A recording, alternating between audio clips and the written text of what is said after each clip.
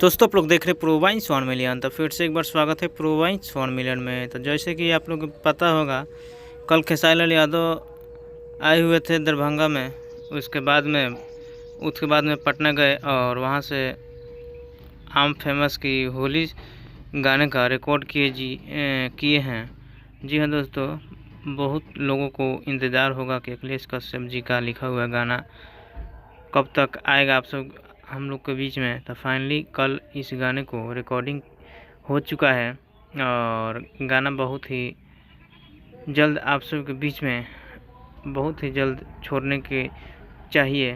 और समय के साथ आप लोग को बता दें कि होली के शुभ अवसर पर और गाना का रफ्तार एकदम पकड़ लिया है, एकदम बदलाव चल रहा है खेसारी लाल यादव की तरफ से। और ताकि मौका दीजिए खेसारी लाल यादव को थोड़ा और रफ्तार पकड़े। तो मार्केट में कंपटीटी ज़्यादा अभी है, समय के अनुसार बढ़िया देना चाहिए खेसारी लाल यादव को।